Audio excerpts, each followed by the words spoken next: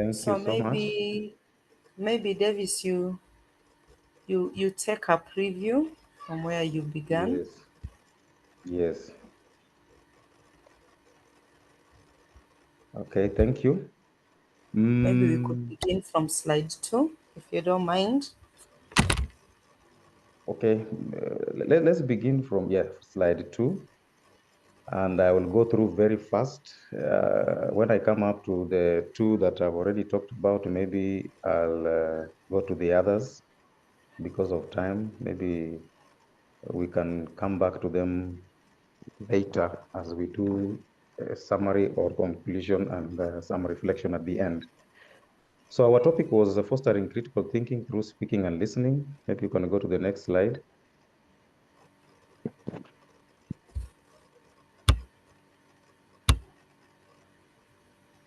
Thank you.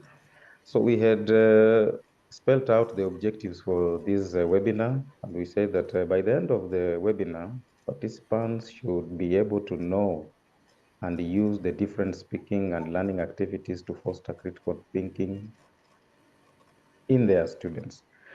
So we have objectives. So at the end of this webinar, we should evaluate ourselves to see if actually um, are the objectives achievable, first of all, if we look at it, and then will we achieve them now in our real scenario when we are teaching? Let's go to the next slide quickly. Now, focus on speaking and listening. So I had introduced the topic, and I had said that we have 4 skills in language learning, that is reading, writing, speaking, and listening. In this today in our webinar here, we are dealing with speaking and listening. So we are looking at activities that the listening and speaking activities that we engage students in that foster critical thinking in class. Listening skills help us in comprehension, that is fine. And then, sorry, you can, Sorry, yes, I was trying to thank go to you, slideshow, but sorry for that. thank you. So speaking skills help us to develop our communicative competence. That is actually language competence. How best can we communicate? How fluent are we uh, when we are speaking? Go to the next slide. I want to move a little bit faster.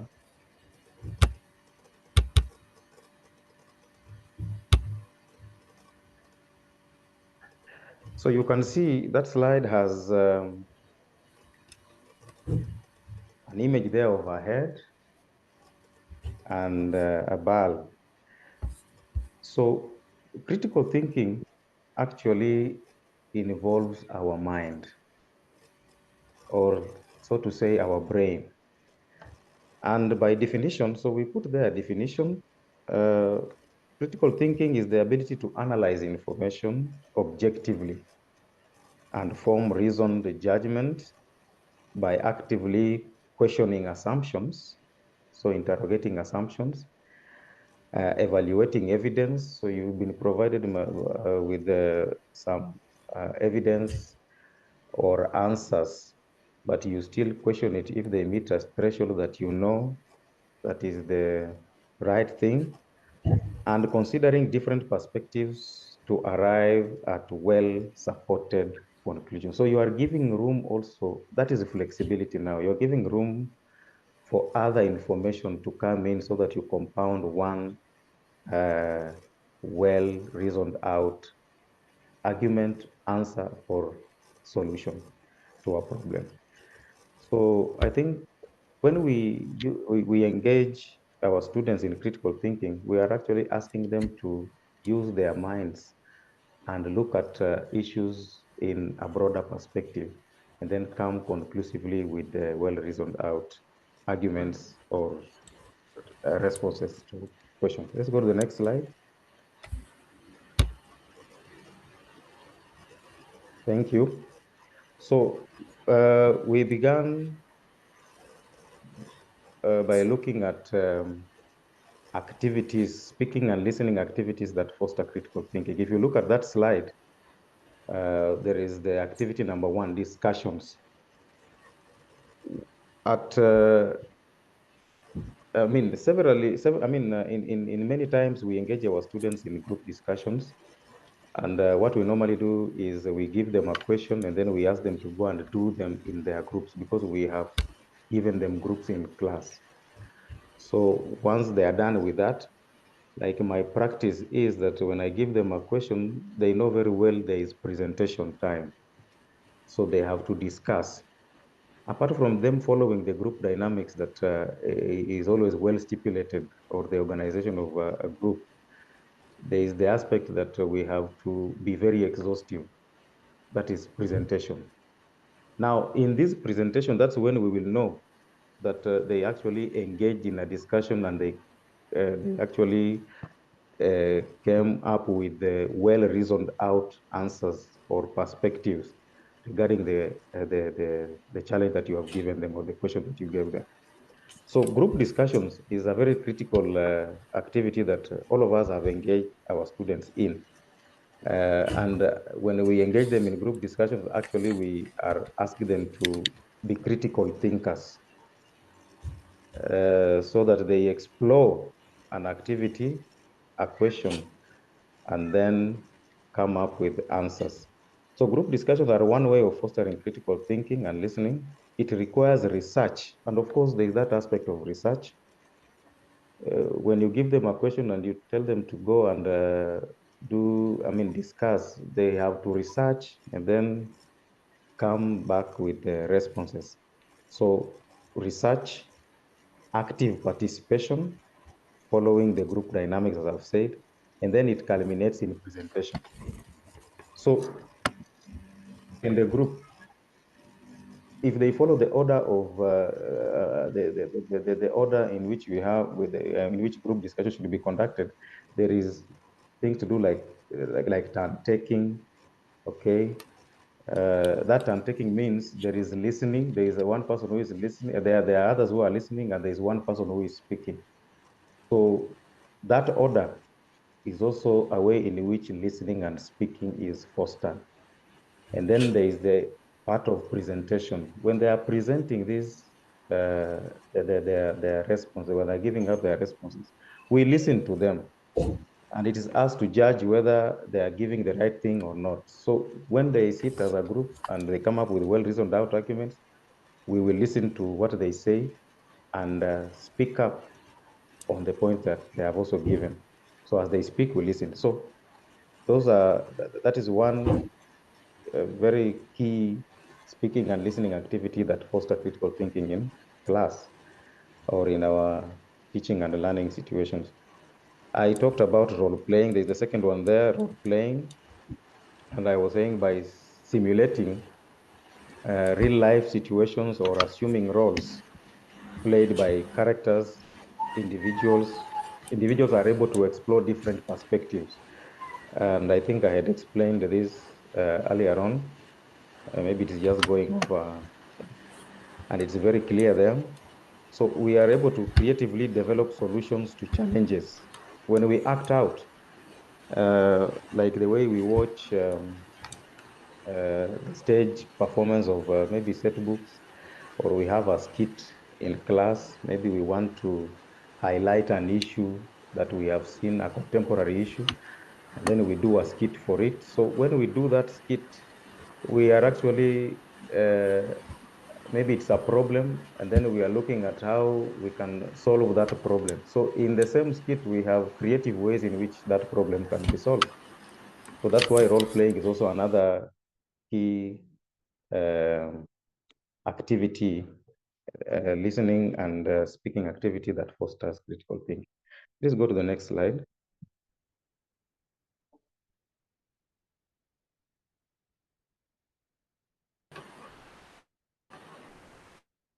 Kindly take us to the next slide. Kindly enable the slideshow. There is an icon at the extreme left that says from current slide. If you click on that, we are going to get into the slideshow. Thank you. Okay, thank you.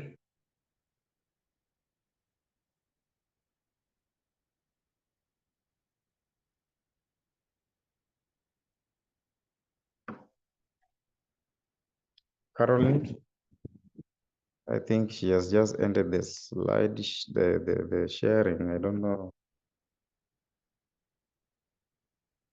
Sorry for the hitch.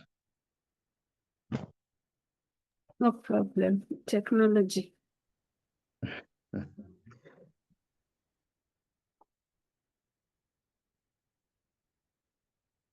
Okay, Caroline, are you there? You ended the sharing, screen sharing.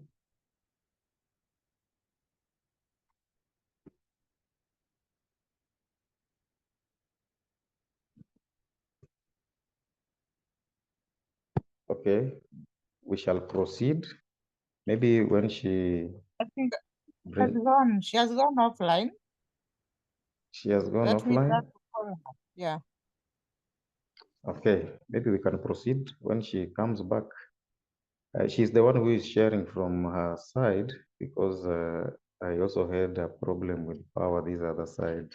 Okay, thank you. We shall proceed.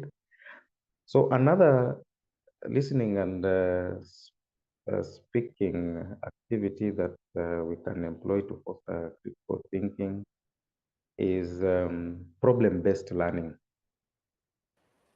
When actually we present a real issue, a real life issue to students, and we ask them to come together and discuss and apply their knowledge that they have learned to come up with solutions. Thank you. She's back. Thank you. We are now on problem-based learning. So when we ask students to look at a challenge, a real life challenge, and then we ask them to come up with reflections over the same, first of all, and then they use their knowledge, the knowledge that they've learned to come up with solutions for that problem.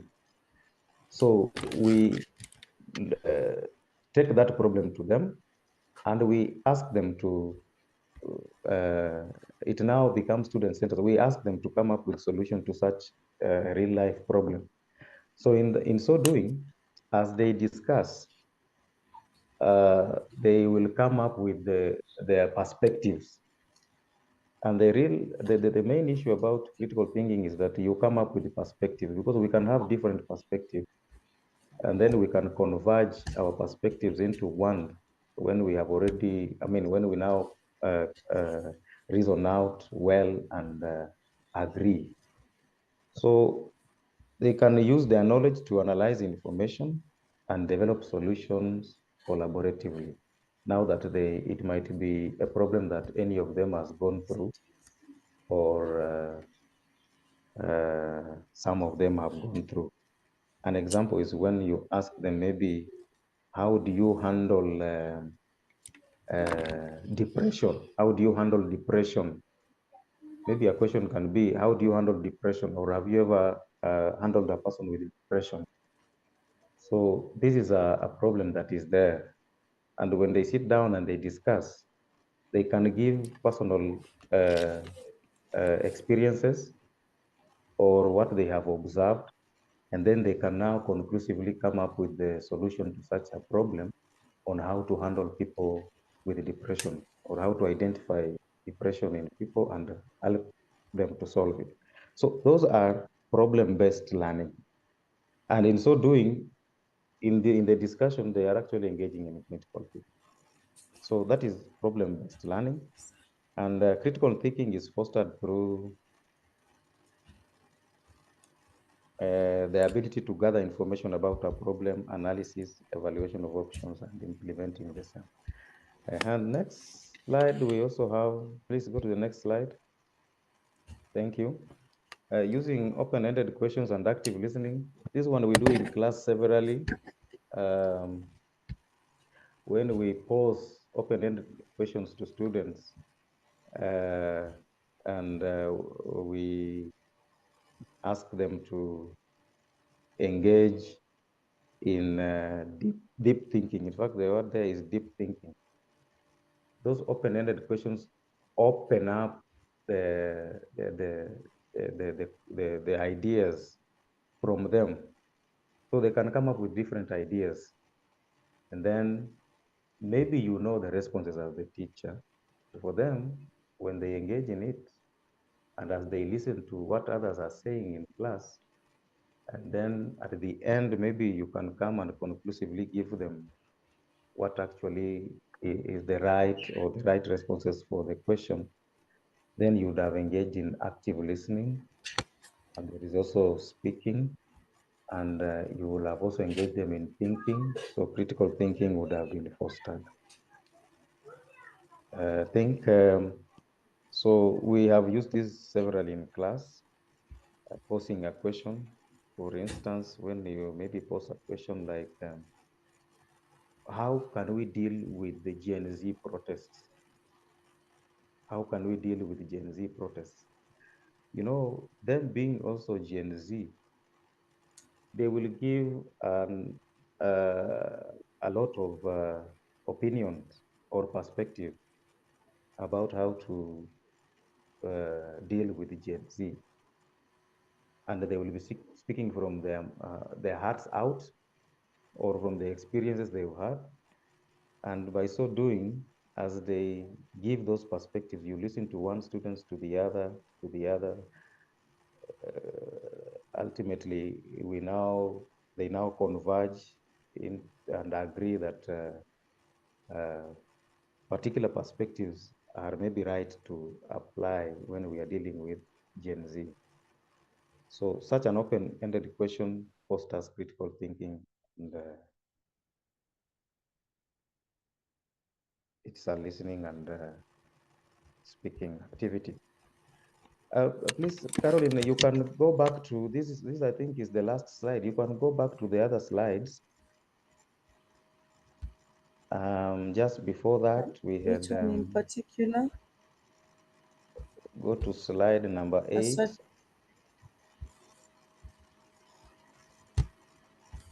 Go to slide number 8. Yes, I had begun presenting on storytelling and analyzing, and I talked about in my own experience, I talked about using class readers when we are now teaching lower classes on how to analyze set books. So during the reading lesson, we use the class readers, and they read the stories. And once they read the stories, you have formulated some questions. There may be 2 or 3 questions about maybe the characters, the thematic concerns, and maybe the styles that have been used there as we prepare them for set book analysis, reading and analysis. So those questions that you'll give after they have read the story, or they have given their own story, you know, you can also ask students to give their own story and ask the others to listen to the story. And from that story, you have already formulated questions. So you'll be now giving them questions, and they do inferences from that story. That is a way in which you can also engage them in, you can also engage them in critical thinking as they explore how the plot weaved around, and they identify the themes and characters and the styles. It is a way of engaging them, engaging their mind to find out. So storytelling and analyzing, maybe I can just read that. It involves listening to a story and analyzing it based on plot development, themes, and characters. So through interpretation of information, analysis, and drawing inferences, students are able to critically think and communicate, because they will be basing on the story. So we often use this method when we are teaching set books or class readers. Yeah, and I think as we prepare these lower classes, to be able to analyze set books when they get to Form 2, end of Form 2 or Form 3, depending on how we always introduce them to set books, when we always introduce them to set books. There is also problem solving. Students can be nurtured to be self-reliant and independent-minded through creative thinking and improvisation. And I think this is one aspect of CBE where students are taught on how to use their own thinking to come up with the solutions to problems, even to improvise and ensure that a problem is solved. So it might be a hands-on activity, or it can be something that requires just the intellect and they do it. So they can build upon one another's ideas, fostering critical thinking and capacity to respond positively to unexpected situations. So by doing this, in this scenario, we are preparing to always be ready so they can anticipate anything. And when they anticipate, I mean, they should be ready to face any problem, and how they get out of the problem will now be pegged on how critical thinking, I mean, how they are critical they think, or how they apply their critical thinking, sorry. So, and the best way maybe to teach students this is to take them through their daily problems, And as I said, it can be a hands-on activity that can show them this, or it can be something that they apply their knowledge or their intellect and solve a problem. So if, for example, you ask them to tell you how they can deal with the absenteeism in school, yes, how we can deal with absenteeism in school, maybe for day schools. They can actually come up with ideas, and they share ideas on how they can deal with that. Maybe they have problems at home. Maybe in these day schools, they can be having problems at home that makes them not to come to school. So as they explore this issue, they find ways in which they can navigate through, and that involves critical thinking. So we will get this from their responses or their perspectives on the same. Thank you. Please go to the slide number 7.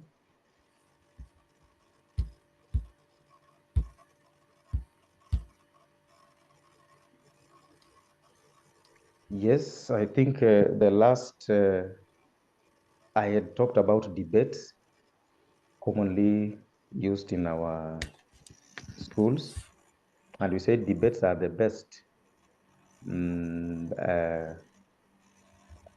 is the best activity that we can foster critical thinking, because it has all those aspects of speaking and listening.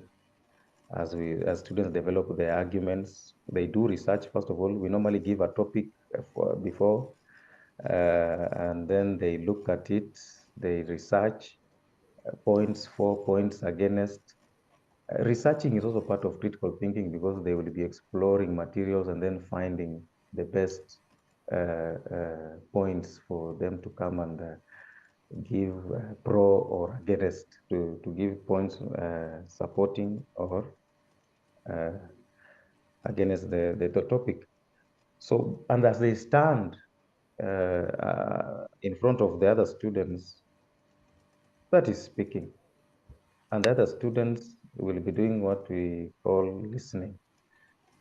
And so as they take turns on the stage, I think we listen to them, and we also listen to how they give out their points, how they express themselves, and we'll know actually these are well thought out points.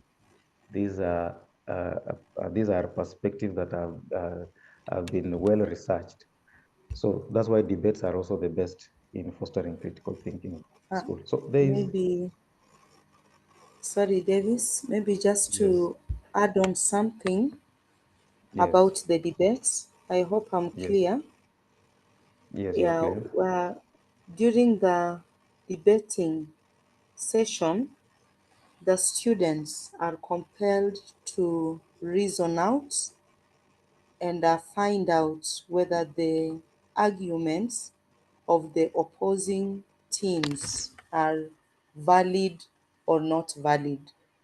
So, through that debating, as they are opposing and proposing whatever topic they are talking about, they learn to establish the validity of the argument presented by the other side of the debate. So, as Davis is saying, that is one best way in which we can teach our students to develop critical thinking.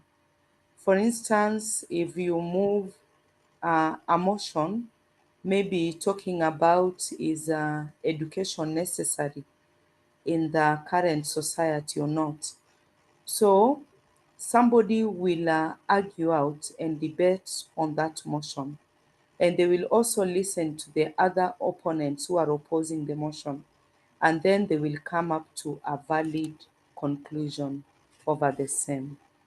Davis, you can continue. Thank you. Thank you so much. Thank you. Yes, as they listen to the points being prosecuted in front of them, they actually also do an analysis of validity. Thank you for bringing it up so that the arguments actually will give us the validity of the points that are given pro or against. Thank you. There is the last activity that I want us to look at, and that is think, pair, and share. Sometimes when we are in class, we always give students challenges.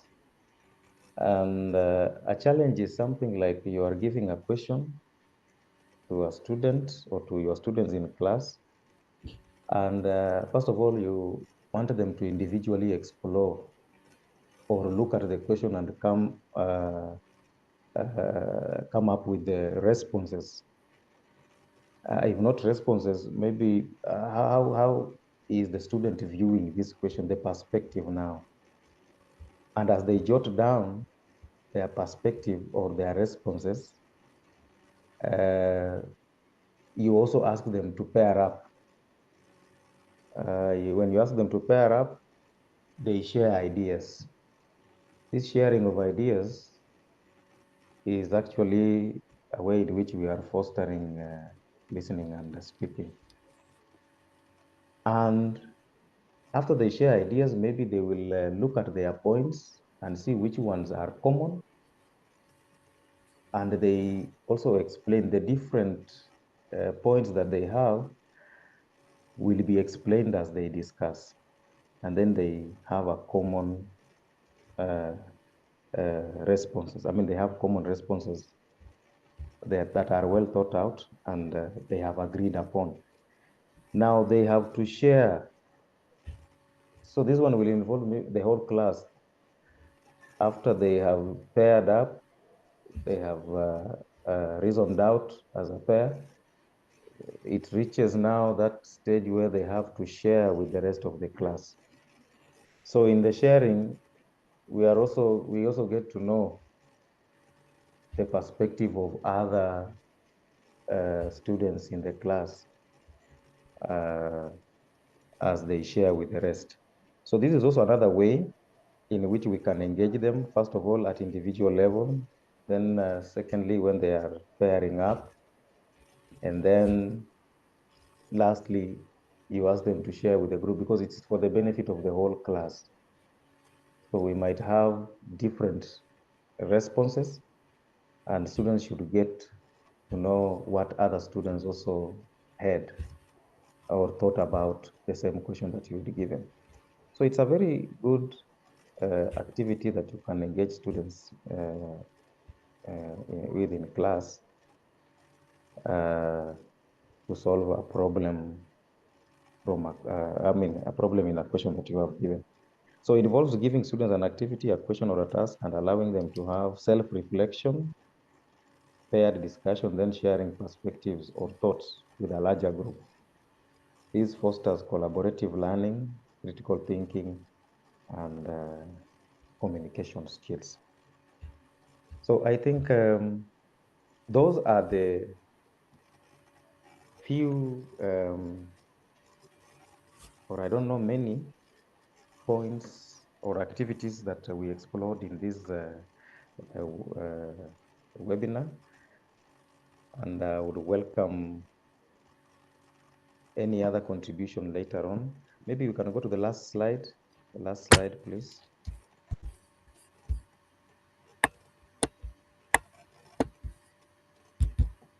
Yes, conclusions and reflections. I want us to come in now, and I want members to also give us their contribution over the topic of the day, and maybe other activities that they also engage students in that foster critical thinking in class that maybe have not been captured in the discussion today, because we have not captured all. And then if there are any questions, we also listen to the questions and we get responses from amongst us. And then we conclude the discussion. So I want to welcome members to give us any experience they have with regard to these speaking and learning activities that they foster, that foster critical thinking in class. You are welcome. Thank you.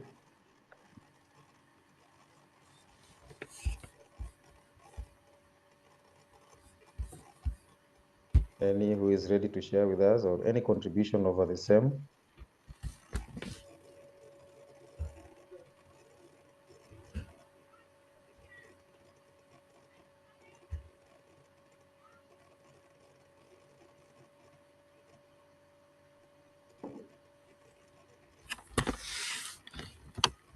Okay, anyone who is ready to share with us? I think we shall be sharing the slides after this so that you can go through. But I wanted to get to also listen to colleagues if they have other listening and speaking activities that foster critical thinking that they use in their classes so that we can also be able to know. Thank you. Hello. Yes. Okay, I've listened to your presentation. It was wonderful. I also try to enhance critical thinking in my lessons, especially the writing ones, but I don't go straight away to the writing. The students begin by, maybe if I give some topic sentence or a topic to talk about, and then they are in groups, and then they begin by brainstorming. So in brainstorming, each and every one of them has a chance to speak, to share their ideas. And of course, listening is also part of it. Then I try to give a lot of time for brainstorming as they discuss how they will arrange their paragraphs, what they are going to talk about. And then the same activity, I said that I usually use it for writing, but you see, the main, what comes most is speaking and listening as they lay down, as they brainstorm just before they'll write. So writing is the very last thing. The main thing is speaking and listening during brainstorming. Thank you. Thank you very much for that insight. So you are saying you always engage them in brainstorming over a topic or a question that you've given. And while they are brainstorming, That's where now speaking and the listening is taking place. And at the same time, they will be thinking and giving perspectives. Thank you so much for that activity that you have always used. Any other person with an activity?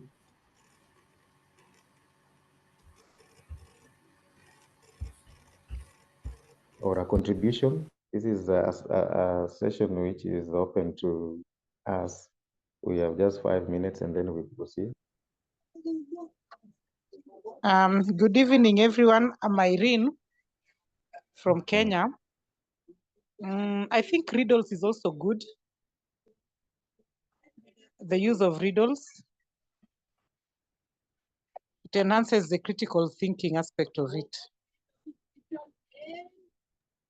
Thank you so much. Yeah. How could we also forget that? Riddles, yes. Especially when they start the riddling process. And they say riddle, riddle, riddle come. And then they pose the question.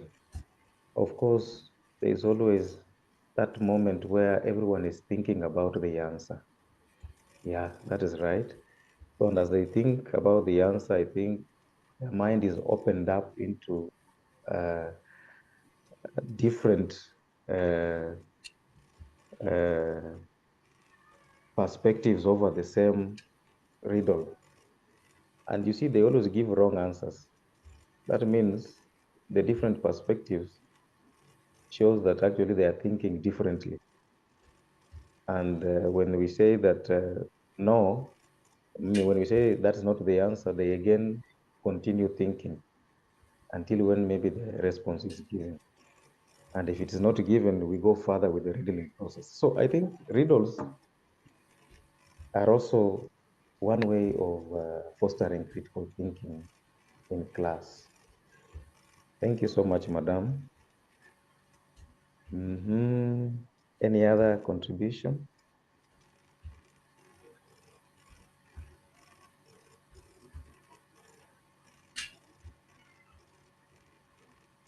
Or an activity?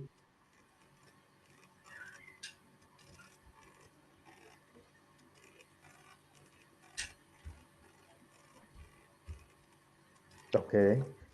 If there are no further activities that we can share, I want to open up the session to questions. Any questions regarding today's presentation, especially on the activities that we have just explored, is welcome.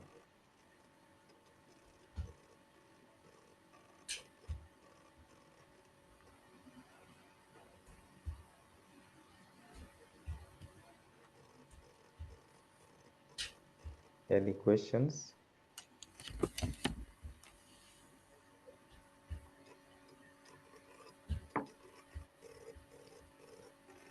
There are no questions?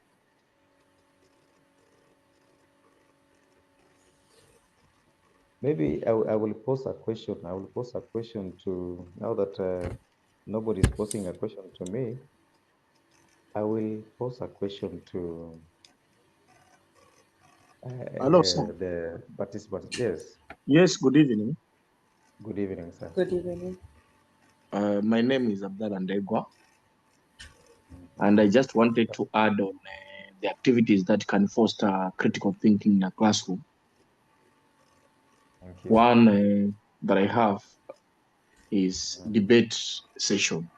I usually open debate session during the classroom activity. So I try to have like debate corner, and I divide the learners into groups. That is agreeing and disagreeing zones.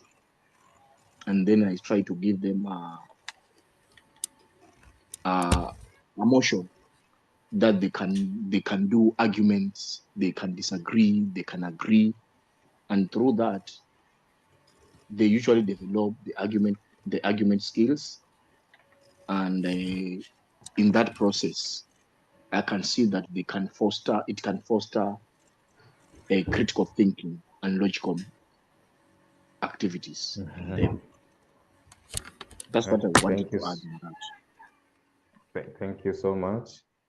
We had also looked at debate or debates earlier on. Yes, we said it's one of the best ways. And there are other aspects also that debate actually foster.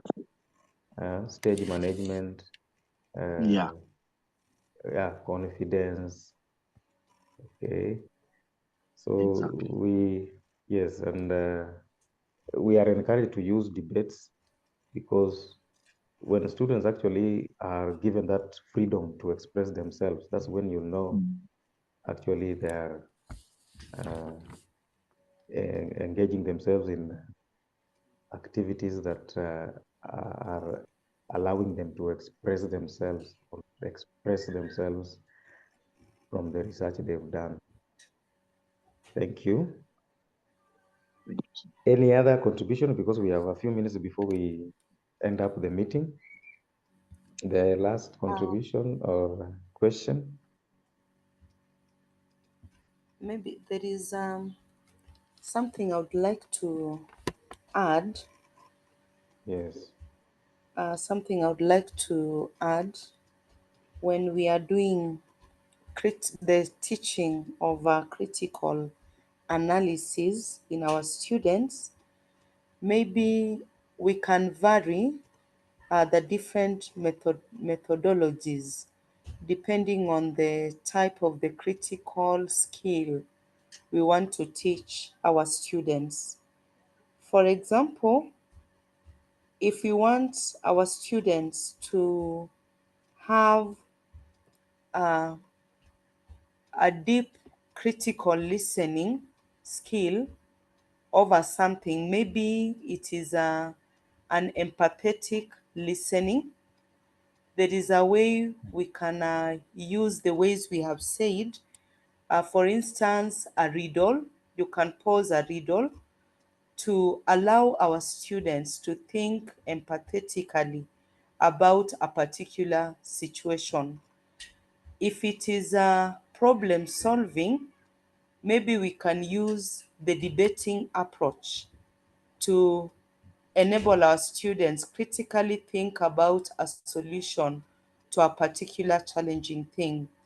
So with the kind of approaches that we have listed, or the kind of methodologies that we have listed, as teachers, we can pick a methodology that is suitable to a particular event that we want to teach. That is my contribution. So Thank you so depending much. on what we want our students to gain, then we can choose whether we are using methods like debate, whether we are using group discussions, or whether we are using the other things that we have mentioned. Thank you. Thank you so much. So she's saying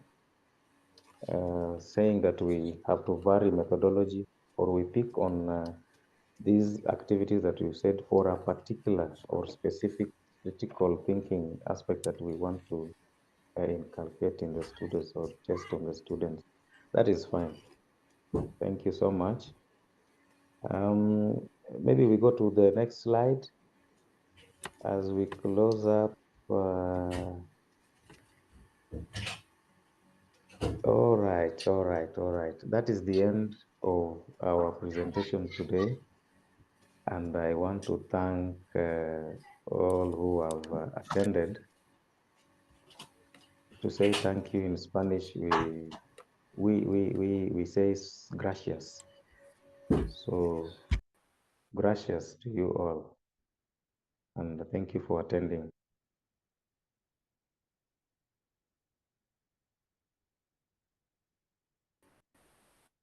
Thank you so much, Carol and Davis. That was empowering. For those who are asking for slides, you're going to share the recording and you're going to get them through the social media spaces, or you can visit our YouTube channel. Till next time, we usually have the monthly webinars every first Thursday of the month. Thank you so much for attending. And Carol and Davis, I see people are really appreciating. Veronica Yes. says, thank you very much for the interesting Mm. presentation. Antonin gave an example of jumbled sentences, which they are asked to arrange to form sensible paragraphs. I believe people are coming out of here with a lot of knowledge, and being that now these are the 21st century skills that we are emphasizing on, people are very appreciative. Dr. Mansour says, great presentation. Mercy says, great presentation. Faith, great presentation. And Darren says, thank you. So thank you so much, Davis and Carol. We really appreciate your effort. We also appreciate. Sorry for the hitch that was there earlier on as we began. No It's problem. all. This is part Thank of life. We acknowledge and move on. And what matters is we really gained a lot. Thank you. Thank you. Thank you, Rukia, and thank you all. We appreciate for the opportunity to share. Thank you for your patience. Bye, everyone. Bye-bye.